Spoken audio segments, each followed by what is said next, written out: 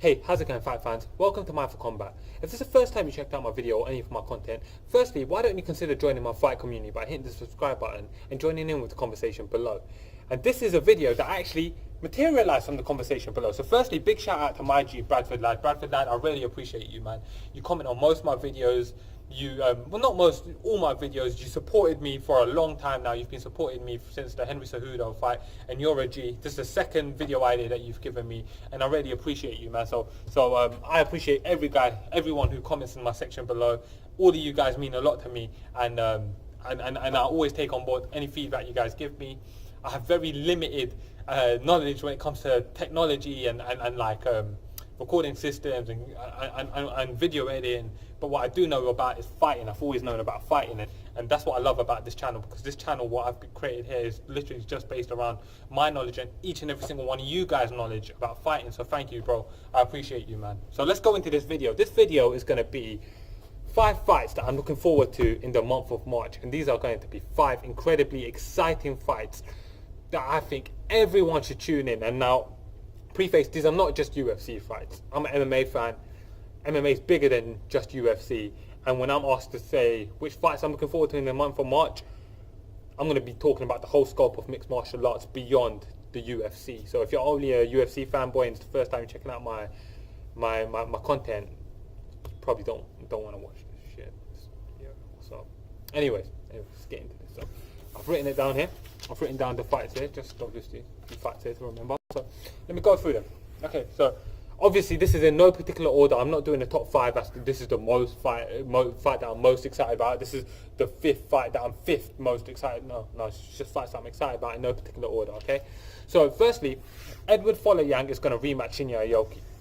Let's talk about that fight real quick. And I'm not going to give huge amounts of details or breakdowns on the fights either, guys. I'm just going to discuss the fights and tell you why I'm looking forward to it. So, firstly, Edward Folayang versus Shinya Aoki. So that's a fight that's going to be capping off that huge card that One Championship is staging, where they're going to have 4 world title fights: Demetrius Johnson and Eddie Alvarez's debuts in their World Grand Prix or their tournaments, whatever you want to call their fights, and it's just going to be a stupidly intense, crazy card. So guys, please check that out, and then we can discuss it. I might consider doing a live fight companion on that. If you guys are going to be watching that, let me know if you guys will be interested in that, actually, a live companion on the One Championship card, because it's going to be daytime here in the UK. I think a few of you guys are in the States, so it might be a bit toughy, but just let me know. Anyways, so Edward Folayang. He obviously upset Shinya Aoki back when Shinya Aoki was on the 10-fight winning streak. He was 39-6 coming into that fight. Had just beaten Kazushi Sakuraba. He had been pretty dominant in One Championship, and out of nowhere came Edward Folayang. Edward Folayang came out there. Edward Folayang is such a great striker. It's so great to watch. Came out there, upset Shinya Aoki.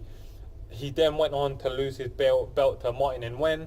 Shinya Aoki went on to get beaten up by Ben Askren. But since that fight, Edward Folayang has won 3 in a row. Won the belt back when he beat. I'm sure I'm going to mess this up. When he beat, I believe it was Amir Khan, and not the boxer, obviously. And it's great to have him as the champion, the lightweight champion again. And Shinya Aoki, he's a straight up legend of the sport. Specifically outside the UFC, he's done some great stuff. He's been around for a long time, and I've always really enjoyed watching Shinya Aoki fight. So that's a fight I'm super excited about. If you guys never seen Shinya Aoki, firstly, what's up, you guys? You're straight new, bro. But other than that, I will allow you, if you go and watch his fight. Shinya Aoki's got some savage Brazilian jiu-jitsu, and he's so fun to watch. He's such a savage guy. It's a great fight. It's a great rematch. Tune in, guys. Watch it. Volkan Oezdimir versus Dominic Reyes. So Volkan, he blew up on the scene in the light heavyweight division, didn't he?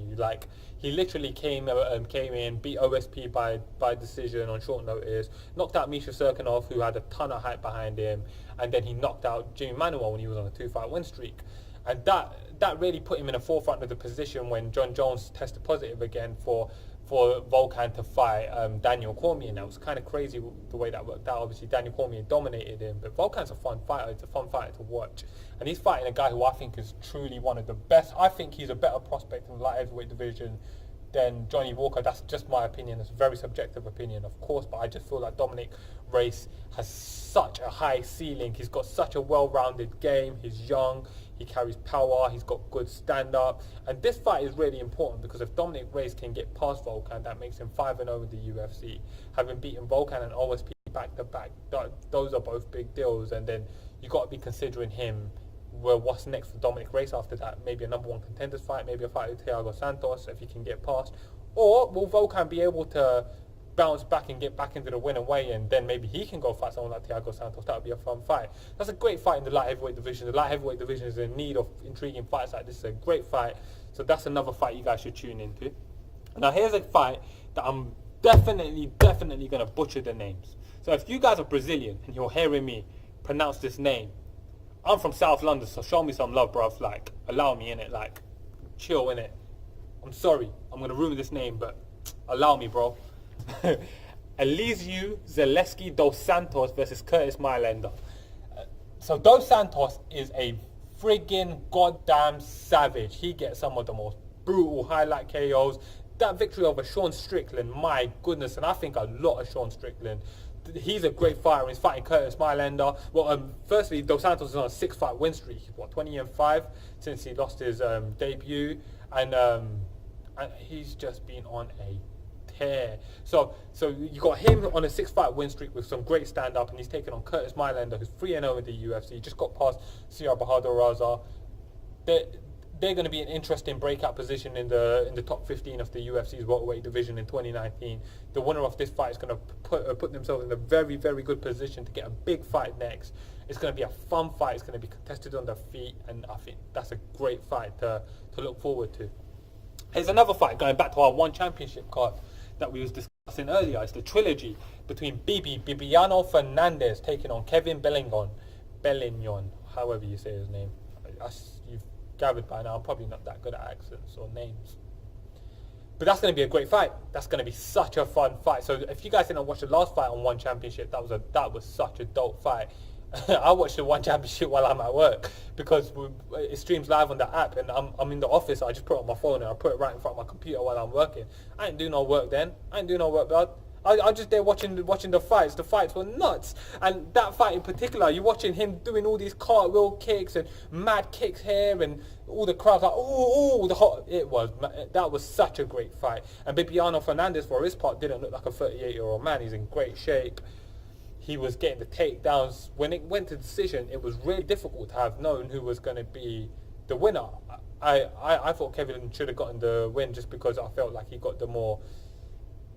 He landed the more impactful strikes, but I think that was a great fight. And I think, being that it's 1-1, Bibiano Fernandes is the most dominant champion One Championship has ever had. Kevin Belingon is on a great run. He's won 6 in a row, 7 in a row now. Back-to-back wins over Martin and Wen, and now Bibiano Fernandes. He positioned himself to be a superstar in the One Championship promotion. He's got a very fan-friendly style, and he's a great guy to watch. So I think that's a great fight. You guys make sure you check that out as well, and that'll be a lot of fun. Now, if I was to be doing this in top 5 format, I'm not. If I was, my number 1 would be the next fight. And just because I love violence, and this fight promises violence, and that's Edson Jr. Barboza versus Justin Gaethje. Justin Gaethje is such a goddamn psycho. That dude is frigging crazy. I just love watching him fight. I used to love watching him fight in World Series of Fighting. He had some dope fights over in One Series of Fighting. He's come over to the UFC and he's had banging fight after banging fight. It's just been crazy. I've really enjoyed watching his progression, watching him fighting. He's gone 2-2 in the UFC, which isn't the story of how good he is, because at first he took out Michael Johnson in a wild war, had a wild fight with Eddie Alvarez. He could have won that fight. He got knocked out though. He was doing real good against Dustin Poirier, got knocked out. Both, no shame in either losses, both great fighters. And then he just put out James Vick, who was on a 4-fight win streak coming into that fight in the main event. So I think this fight's going to be insane. He's fighting Edson Barboza. Barboza's a straight-up killer. The dude's got some of the most beastly kicks I've ever seen in my life. I love Edson Barboza. I'm a huge fan of his, and I think there is no way this fight isn't a goddamn hurricane. There's no way. This fight is freaking insane. So guys, tune into that fight as well, and I'm super excited. So guys, thank you for tuning in. Let me know in the comment section below if there's any fights that I've missed that you guys are particularly looking forward to. And there's tons. I could have gone through so many. I just didn't want to bang on for too long. But let me know what you guys are interested in. Obviously, I'll get back to each and every single one of you. We'll have a discussion about it. And let me know what you guys think. Let me know what you think about this format of video as well. Bradford Lad, I'll probably carry it on going forward. And I appreciate the advice. And if you guys got any video ideas, feel free to drop them in. And I'll get working on them. Thank you guys. Thanks for tuning in. Mindful Combat.